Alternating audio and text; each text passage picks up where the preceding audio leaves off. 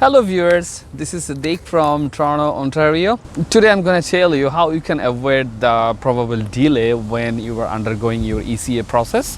There are some reasons which is caused by the ECA authorities, and there are some reasons probably which is caused by you or your educational institution. So I will try to explain all the possible causes that might get you delayed, and I hope if you take care of those reasons which are caused by you or your educational institutions, probably the process is gonna be quicker for you. So before we head into the details, I'm gonna refer some videos that already we have published in our channel regarding ECA.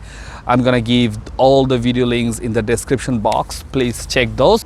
Now, number one possible cause that might get you delayed, probably no matter what the ECA organization you go for, so probably they are having high volume of applications right now, so that might cause you the delay, and like you don't have any control upon that. Even they do not have any control upon that because they do not know when you are applying, when I am applying, when someone else is applying, right? Now, number two, that could be something that you have the control upon, because I'm talking about the missing documents. The application form, whether it's a WS, ICS, ICAS, whoever it is. So make sure you have filled up the application form nicely and correctly. Number two would be your transcripts, your certificates. Then if your certificates or transcripts, those are not in English or French, for sure they'll be looking for the translated version and the affidavit form, right? So why I'm saying certificates and transcripts, because in the same application, if you have more than 1 degrees, like which is bachelor and above, for example, you have 1 bachelor, 1 master's, or 1 bachelor or more than 1 master's, whatever it is, or even somebody might have more than 1 bachelor, right? So make sure you are attaching all those documents in the entire file, right? So make sure you are giving all the informations correctly and there is no documents missing. Number 3 would be unclear documents. Now, what do I mean by that? So unclear means, so definitely you are not sending any main copies. You're sending all the photocopies, right? Now, make sure when you are doing those photocopy, none of the documents are having some missing letters or missing words or any of the parts are missing. Make sure all the lines, all the numbers are understood correctly and nicely. So if the documents are unclear, for sure they're gonna ask you to send those back again. So like going for this back and forth will cause you the delay. Another thing is that sending some partial documents. So what do you mean by that? Let's say they have already asked you the transcripts, right? So in some universities or in some colleges, the transcripts are more than 1 pages, which is okay, because for example, you may have 8 semesters or 12 semester, whatever the case is, then you may have multiple pages. Now make sure in your transcripts all the pages are there and all the programs are included in your transcript copy, so that they don't count that as a partial statement. They need the full transcript and all the marks. Now the number 5th is again comes to your end, and this is very, very important, because they have already said the envelope that you will be sending, that must be sealed and signed by the controller of examinations or the registrar of your program.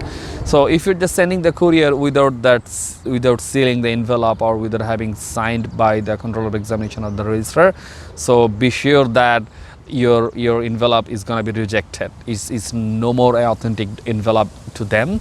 Number 6 would be, I already covered a little bit before, like if any of your documents, I mean the transcript or the certificate is not in English or French, make sure you are having those translated, okay? Like if you're sending in any local languages, for sure that they are not going to evaluate this, because Canada officially is only going for these 2 languages, either English or French. So any language other than these 2 is not officially accepted. So make sure you are taking care of this part.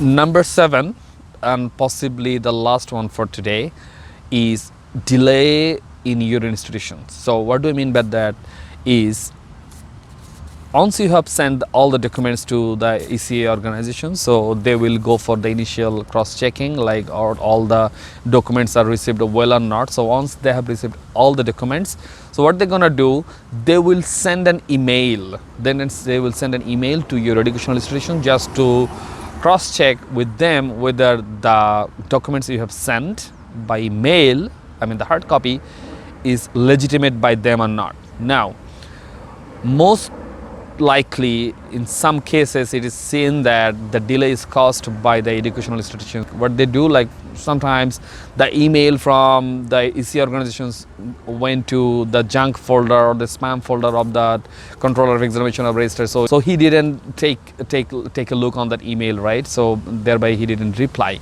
Now it's something that without having this reply, none of the EC organization will move forward. So make sure whenever you are checking your status on the online portal, the status is showing that it's pending for long, or it's showing that waiting for the university verification. So in such situation, what you should do, you really should go to your university or your college to reach out to them in person and request them, please reply back. That's it for today, and I hope whoever is going for ECA process in future and currently undergoing, you'll be taking care of these points very carefully.